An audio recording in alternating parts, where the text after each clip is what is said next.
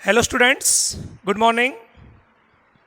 Class 12th biology students का एक बार फिर से मैं हार्दिक अभिनंदन, हार्दिक स्वागत करता हूं।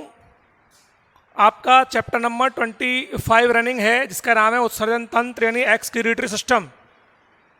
और इस एक्सक्रीटरी सिस्टम में आज हम पढ़ने जा रहे हैं मूत्र निर्माण की क्रियाविधि, the mechanism of urine formation. किस प्रकार से मूत्र का निर्माण होता है। उत्सर्जन तंत्र में हमने सबसे पहले ह्यूमन का उत्सर्जन तंत्र पढ़ा था कि उत्सर्जन तंत्र में क्या क्या होता है। वृक्क होते हैं, उसके बाद मूत्र वाहिनियाँ होती हैं, किडनी होती है, मूत्र वाहिनियाँ होती हैं, मूत्राशय होता है। फिर हमने वृक्क का स्ट्रक्चर पढ़ा था, किडनी कैसी होती है। फिर किडनी की भी संरचनात्मक और क्रियात्मक इकाई यानी नेफ्रॉन्स अर्थात वृक्क नलिकाओं के बारे में पढ़ा। हमने आपको बताया था पहले वीडियो में कि जो नेफ्रॉन्स होते हैं उन्हीं के द्वारा रक्त का फिल्ट्रेशन होता है, और जब रक्त का फिल्ट्रेशन हो जाता है तो फिर उससे मूत्र निर्माण होता है। तो हम आज का टॉपिक लेंगे मूत्र निर्माण की क्रियाविधि यानी mechanism of urine formation. Mechanism of urine formation, मूत्र निर्माण की क्रियाविधि हम लोग पढ़ने जा रहे हैं। देखिए मूत्र निर्माण कैसे होता है। मूत्र निर्माण सबसे पहले तो आपको ये जानना पड़ेगा रक्त से होता है।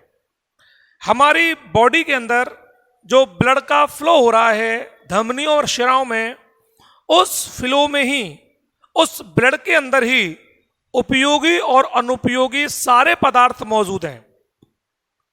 उपयोगी पदार्थों के रूप में ग्लूकोज, एमिनो एसिड्स, वसा अम्ल, वाटर, मिनरल्स आदि होते हैं। इसके अतिरिक्त उत्सर्जी पदार्थों के रूप में urea, uric acid, creatine, hippuric acid, ammonia जैसे पदार्थ होते हैं। ये सब ब्लड में फ्लो करते रहते हैं, और जब ब्लड फ्लो करता रहता है तो फिर वो वृक्क नलिकाओं के द्वारा फिल्टरित होते हैं, छनते हैं, और छनने के बाद मूत्र निर्माण के रूप में बनते हैं। तो मूत्र निर्माण की क्रियाविधि के 3 चरण हैं। पहला चरण है अल्ट्रा फिल्ट्रेशन। अल्ट्रा फिल्ट्रेशन यानी परा निस्यंदन।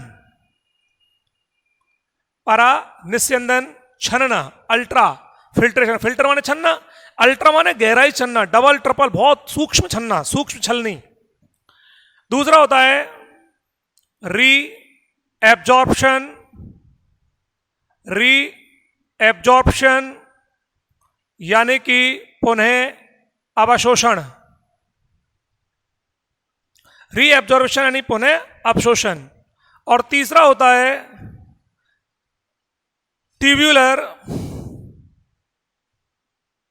सीक्रेशन यानी कि नलिकीय स्रवण। तो there are 3 steps find in the formation of urine, that is ultrafiltration, reabsorption and tubular secretion. 3 step, 3 पद मैकेनिज्म ऑफ यूरिन फॉर्मेशन में होते हैं, मूत्र निर्माण की क्रियाविधि में होते हैं। कौन कौन से 3 पद हैं? अल्ट्रा फिल्ट्रेशन, परा निस्यंदन, रीअब्जॉर्प्शन यानी पुनः अवशोषण, और ट्यूबुलर सीक्रेशन नलिकीय स्रवण। जब ये तीनों घटनाएं हो जाती हैं, पहली घटना में क्या होगा? परा निस्यंदन अर्थात वृक्क नलिका में से रक्त छनेगा, और जब छनेगा, जब फिल्टर होगा, तो ब्लड में से मोस्टली उपयोगी यूजफुल मटेरियल्स भी फिल्टर में आ जाते हैं, छन करके आ जाते हैं। वेस्ट मटेरियल तो छनते ही हैं, संग में यूजफुल मटेरियल्स भी छन जाते हैं। इसलिए यूजफुल मटेरियल्स का क्या कहता है? पुनः अवशोषण, reabsorption by the convoluted tubes, कुंडलित नलिकाओं के द्वारा। कल का वीडियो आपने देखा होगा, तो उसके बाद आपको समझ में आएगा। कॉन्वोल्यूटेड ट्यूब्स, कुंडलित नलिकाओं के द्वारा पुनः अवशोषण उस छनित में से उपयोगी पदार्थों का कर लिया जाता है। और नलिकीय स्रवण एक अलग घटना होती है, अर्थात ब्लड में से जिन पदार्थों का फिल्ट्रेशन नहीं हो पाता है नॉर्मल प्रोसेस से परा निस्यंदन के द्वारा, अल्ट्रा फिल्ट्रेशन के द्वारा कुछ पदार्थों का ब्लड में से फिल्ट्रेशन नहीं हो पाता है, तब उन्हें नलिकीय श्रवण के द्वारा रिमूव किया जाता है, अलग किया जाता है। वो हम पढ़ेंगे। तीनों घटनाएं जब हो जाएंगी तब हमें केवल और केवल हमारे मूत्र में अनुपयोगी पदार्थ, उत्सर्जी पदार्थ और एक्स्ट्रा वाटर मिलेगा। यह घटना क्यों होती है उत्सर्जन की, मूत्र निर्माण की? इसका रीजन होता है परासरण नियमन। परासरण नियमन एक टर्म आएगी आपके सामने, शुरू में आ जाएगी ये टर्म आपके सामने, परासरण नियमन यानी कि ऑस्मोटिक रेगुलेशन। ऑस्मोटिक रेगुलेशन, परासरण नियमन, ये क्या होता है? देखो इसका मीनिंग ये है कि हमारी कोशिकाओं के अंदर जो कोशिकीय द्रव होता है, हमारी सेल्स के अंदर जो सेल्यूलर फ्लूइड होता है, कोशिकीय द्रव होता है, उसका एक निश्चित संगठन होता है। एक सर्टेन मात्रा में वहां पर वाटर होता है, मिनरल्स होते हैं। उससे ज्यादा मिनरल्स अगर होंगे तो उनको रिलीज कर देंगे, अगर ज्यादा वाटर होगा तो उसको भी रिलीज कर दिया जाएगा। तो एक्स्ट्रा वाटर, एक्स्ट्रा मिनरल्स को रिलीज करने के प्रोसेस किया जाता है मूत्र उत्सर्जन में, जिसकी वजह से हमारी सेल्स जो होती हैं वो एक यूनिक कंसंट्रेशन में रह सकें, एक परफेक्ट, एक पर्टिकुलर कंसंट्रेशन मेंटेन कर सकें। इसी घटना को बोलते हैं परासरण नियमन यानी ऑस्मोटिक रेगुलेशन। अर्थात हमारे शरीर की प्रत्येक सेल अपना एक निश्चित सांद्रता का विलयन रखना चाहती है, जिसकी वजह से एक्स्ट्रा मिनरल्स, एक्स्ट्रा वाटर को रिलीज करना पड़ता है। इसी को बोलते हैं ऑस्मोटिक रेगुलेशन कहा जाता है, जो की घटना होती है। तो अब हम एक एक करके वन बाय वन स्टडी करेंगे। सबसे पहले हम करेंगे परा निस्यंदन की घटना, वो क्यों होती है, वो कैसे होती है, ये हम चर्चा करने जा रहे हैं। तो मूत्र निर्माण की क्रियाविधि का प्रथम चरण यानी फर्स्ट स्टेप हम लोग स्टडी करने जा रहे हैं, जिसका नाम होता है परा निस्यंदन यानी अल्ट्रा फिल्ट्रेशन। तो टॉपिक की चर्चा करते हैं। अल्ट्रा फिल्ट्रेशन ब्रैकेट में परा निस्यंदन, बहुत ही अच्छा समझने वाला ये टॉपिक है, अच्छा सा समझने वाला टॉपिक है, बहुत बढ़िया। तीनों मैकेनिज्म पढ़ेंगे अपन आज और कल में। अल्ट्रा फिल्ट्रेशन में क्या होता है, तो उसके लिए आपको वापस से ब्रक नलिका का चित्र बनाना पड़ेगा, नेफ्रॉन का डायग्राम दोबारा से रिप्ले करना पड़ेगा। तो देखो कैसे करते हैं अपन। कल आपको हमने बताया था इस तरह से, दैट इज क्या है, बोलो, बोमन संपुट, बोमेन कैप्सूल है क्या नहीं। इधर से कौन आई थी, एफरेंट ट्यूब, एफरेंट आर्टरी, अभिबाही धमनिका, यही शब्द बोला था मैंने, अभिबाही धमनिका। इधर से कौन निकल के गई थी, इधर से कौन निकल गई थी, अपवाही धमनिका, यही थी। और उसके बीच में क्या बन गया था, यहां पर पूरा एक नेटवर्क बन गया था ना नेटवर्क। तो इसका नाम क्या दिया था हमने, अभिवाही धमनिका, अभिवाही धमनिका। इसका नाम क्या दिया था हमने, अपवाही धमनिका, अपवाही धमनिका, यही दिया था। ब्लड यहां से आया, ब्लड, और ब्लड यहां से निकल गया, ब्लड यहां से निकल गया, ये ब्लड यहां से चला गया भैया, ब्लड। इसका नाम मैंने क्या बताया था आपको, ग्लोमेरुलस, ग्लोमेरुलस। और इसका नाम क्या बताया था मैंने आपको, बोमेन संपुट, बोमेन कैप्सूल, बोमेन संपुट। और इन दोनों को मैंने कहा था मेलपीगी काय, मेलपीगी नलिका, मेलपीगी बॉडी। हमें यहीं से पकड़ना है इन चीजों को। इस पूरे प्रोसेस को हम पढ़ने जा रहे हैं। ये मैंने आपको बता दिया था समीपस्थ कुंडलित नलिका, ये मैंने आपको बता दिया था हेनले का लूप, और ये मैंने बता दिया था आपको दूरस्थ कुंडलित नलिका, और यहां पर आकर के बन गई थी कलेक्टिंग डक्ट। तो हमारा कहानी यहीं पे पूरी हो जाएगी। इसका नाम क्या बोला था मैंने आपको, समीपस्थ कुंडलित नलिका, समीपस्थ कुंडलित नलिका, यही कहा था आपसे मैंने, ठीक है ना। इसका नाम क्या बोला था मैंने, हेनले का लूप, और इसका नाम क्या बोला था मैंने आपको, दूरस्थ कुंडलित नलिका। दूरस्थ कुंडलित नलिका, distilled convoluted tube, proximal convoluted tube, distilled convoluted tube, और ये था हेनले का लूप। इसको हेनले का मतलब हेनले होता है, हेनले का लूप। अब हम सबसे पहले पढ़ रहे हैं अल्ट्रा फिल्ट्रेशन क्यों होता है, कैसे होता है, उसकी वजह से क्या होता है। तो सुनो, यहां पर इसको जानने के लिए हमको, ये आपको समझ में आ गया बात, मैं थोड़ा यहां से इसको मिटा देता हूं, और मिटाने के बाद मुझे कुछ लिखना पड़ेगा यहां पर, आखिर ये घटना क्यों हो रही है। देखिए, जैसा कि आप जानते हो, अभिवाही धमनिका यानी एफरेंट, पिछली वीडियो में दे चुका हूं मैं, एफरेंट जो आर्टरी है उसका लूमन बड़ा है। बोलो बड़ा है कि नहीं?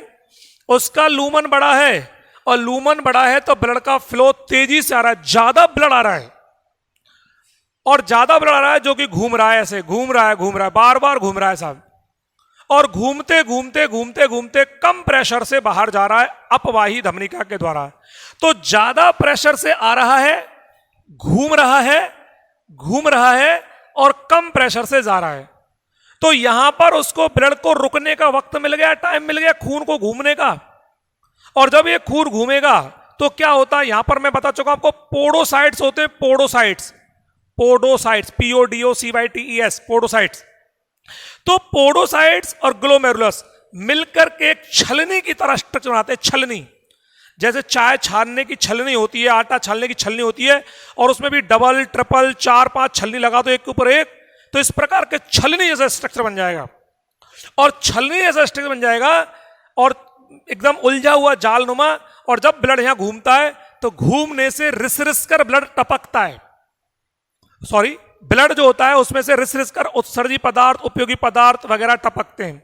यानी रक्त यहां से आया और यहां से गया, जितनी स्पीड से आया उतनी स्पीड से नहीं गया, और यहां पर रुक गया और घूमता रहा, और घूमते घूमते उसने ग्लोमेरुलस के ऊपर, ये देखो ग्लोमेरुलस के ऊपर, रक्त केशिकाओं के ऊपर एक प्रेशर बनाया, और उस प्रेशर का नाम होता है GHP, यानी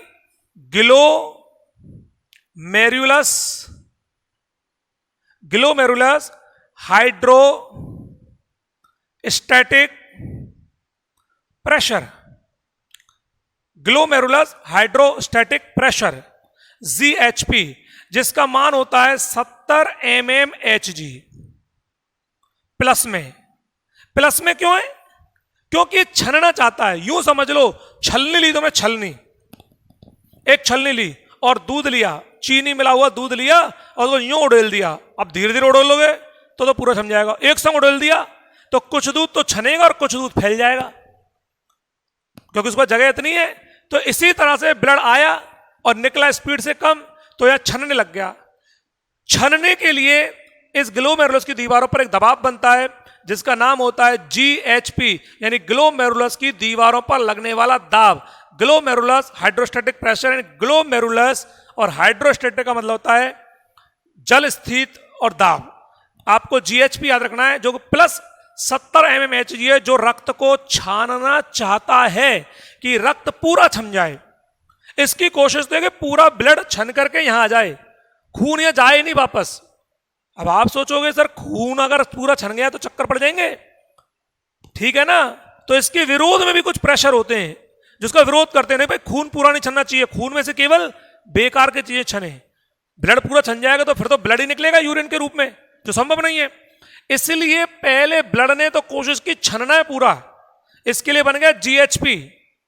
लेकिन अब क्या होता है सोचो, जैसे एक पानी लिया आपने, फ्रेश वाटर, बिल्कुल साफ पानी, छलनी में डाला, छन गया, आराम से छन गया, कोई दिक्कत नहीं है।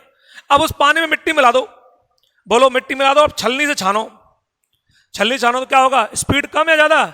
आराम से धीरे धीरे छनेगा, नहीं छनेगा? पानी रोकेगा नहीं रोकेगा? अरे भाई एक तो दूध ले लो सिंपल, एक मलाई वाला दूध ले लो, दोनों को छनने में वक्त लगता है।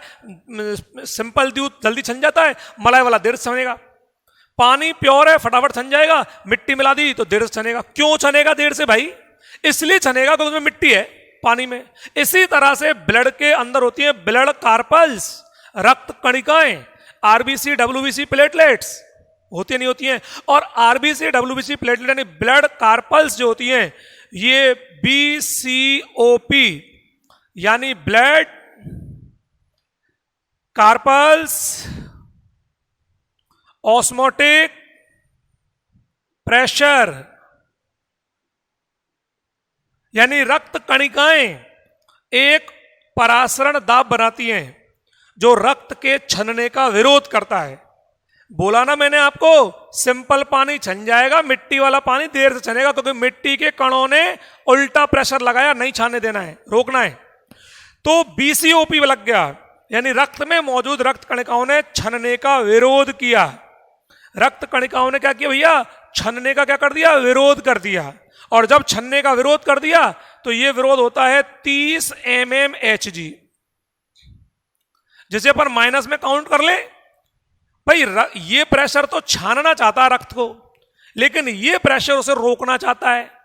अब देखिए साहब, अब मैं आपसे कहूं कि एक तो लीजिए आप आटा छानने की छलनी, एक लीजिए आप गेहूं छानने की चलनी। गेहूं छानने की चलनी में बड़े बड़े छिद्र होते हैं, आटा छानने के में छोटे होते हैं, और चाय छानने के में और भी छोटे होते हैं। तो इसका मतलब ये हुआ कि गेहूं छानने की चलनी में पानी डालोगे तो पूरा निकल जाएगा तुरंत, आटे वाली से थोड़ा टाइम लेगा और चाय वाली से और थोड़ा टाइम लेगा। इसका मतलब ये हुआ कि जो छलनी है उसकी दीवारें भी रक्त के छनने का विरोध करेंगी।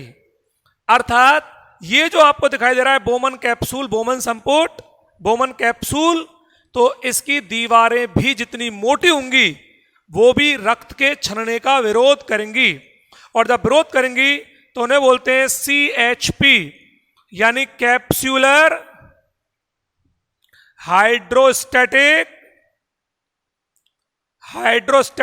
प्रेशर। CHP यानी जो छलनी की दीवारें हैं, जो ये बोमन संपुट की दीवारें हैं, ये भी छनने का विरोध करेंगी। और जब विरोध करेंगी तो उसका मान हो जाएगा 20 mmHg, माइनस में ही 20 mmHg।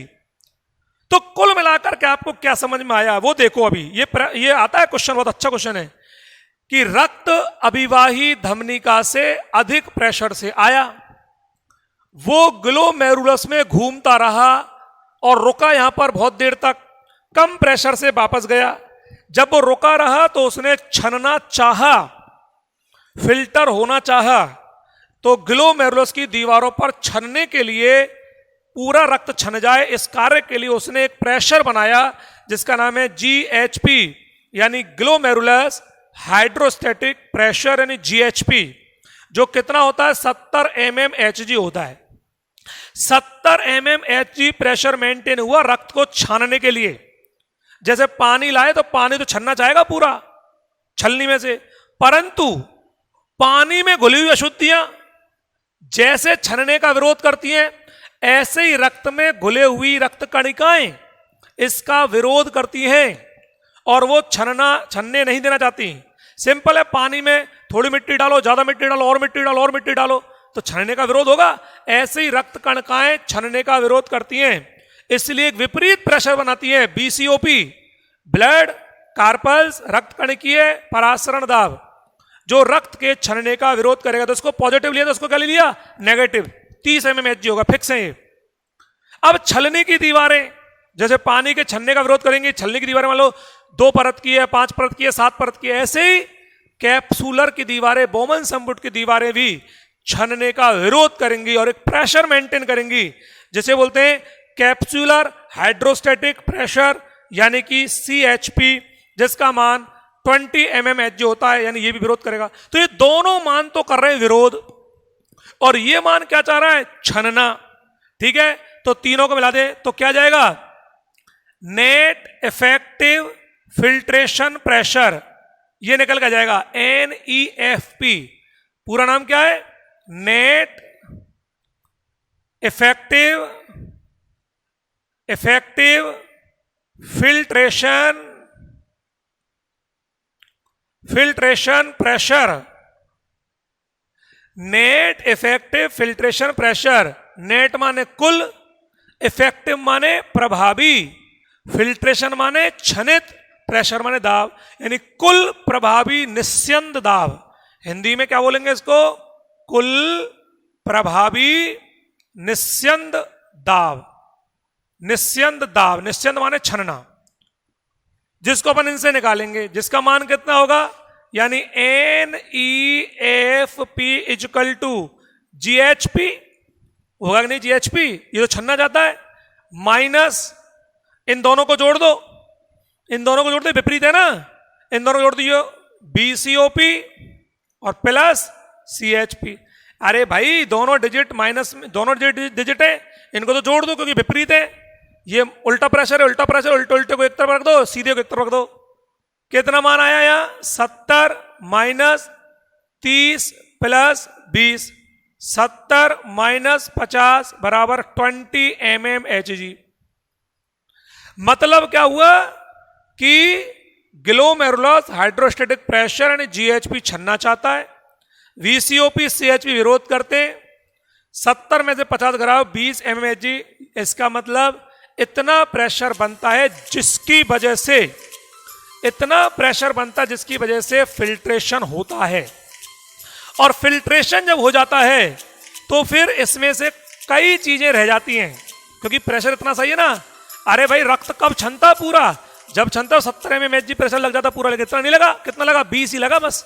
तो फिर उत्सर्जी पदार्थ छन जाते हैं और साथ में कुछ उपयोगी पदार्थ भी छन जाते हैं। तो उत्सर्जी भी छन जाते हैं और उपयोगी भी छन जाते हैं कुछ।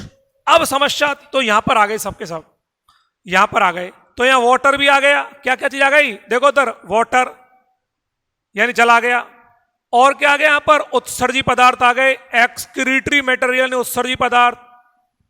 उत्सर्जी पदार्थ में कौन कौन से हो सकते हैं? इधर देखो, यूरिया हो सकता है, यूरिया हो सकता है, क्रिएटिन हो सकता है, क्रिएटिन हो सकता है, यूरिया क्रिएटिनम हो सकता है।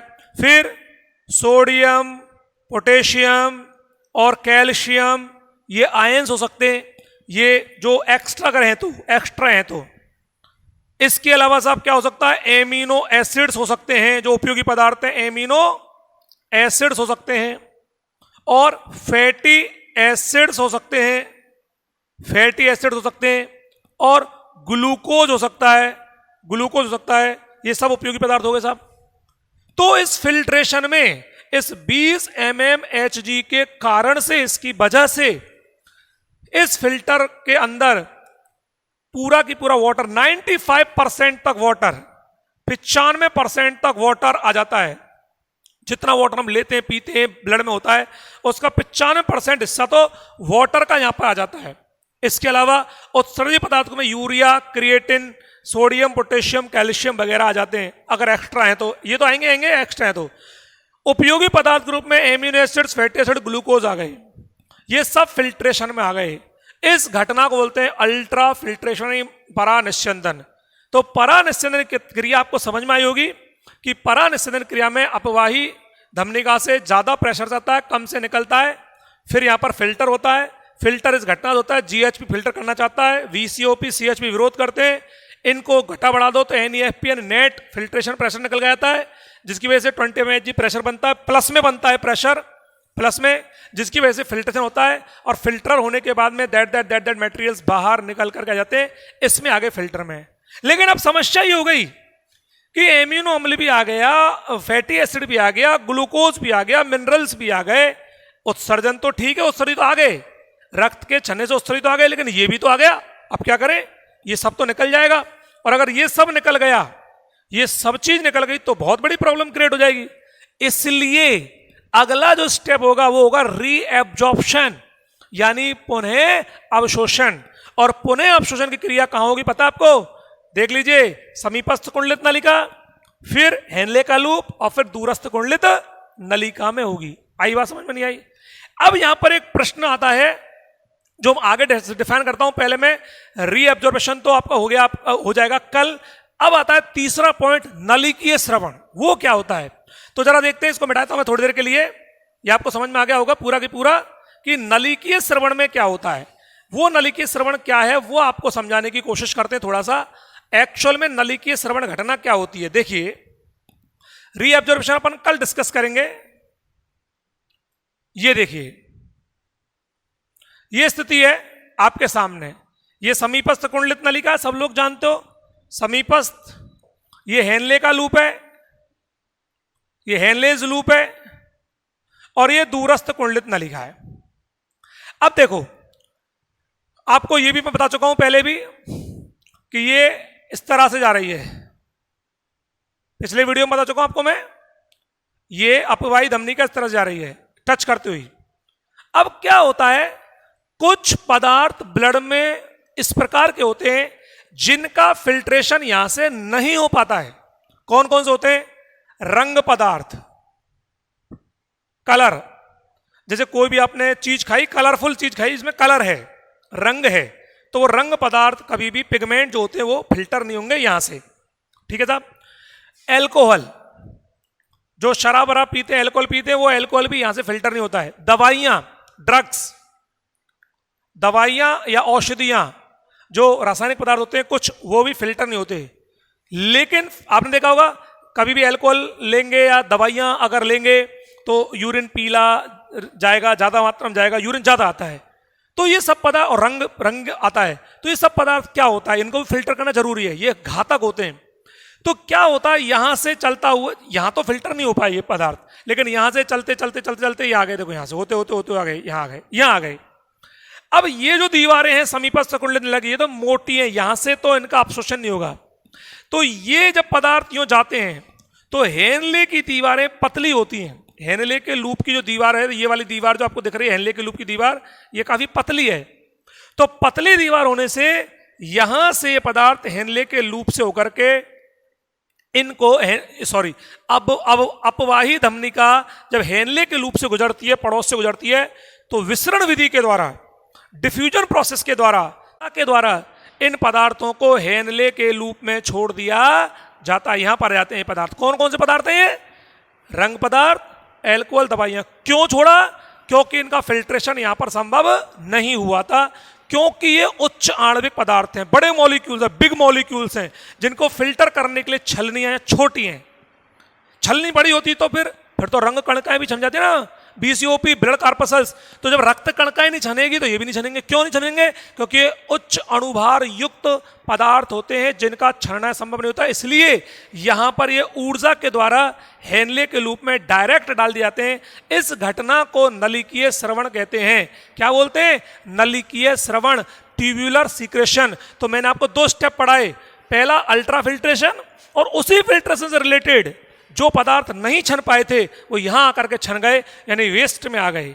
अब घटना यहां से पढ़ेंगे अपन, यहां जो पदार्थ आ गया था वो कैसे आगे जा रहा है और कैसे उसका रीएब्जॉर्प्शन यानी पुनः अवशोषण हो रहा है, वापस से उसको लिया जा रहा है, काम की चीजों को वापस लिया जा रहा है।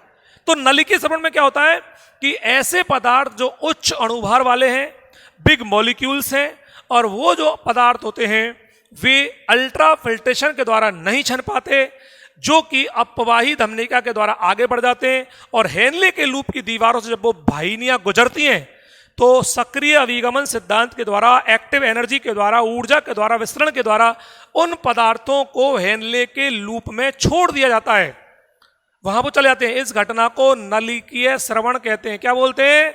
नलिकीय श्रवण या ट्यूब्यूलर सीक्रेशन कहते हैं। इस तरह से हमने आज पढ़ा ultra filtration and tubular secretion, यानी बेकार की चीजें तो हमने आ गई, लेकिन बेकार के संग काम क्यों रह गई, उसका रीअब्जॉर्प्शन प्रोसेस कैसे होता है, वो चर्चा हम आपसे कल करेंगे। थैंक यू, धन्यवाद।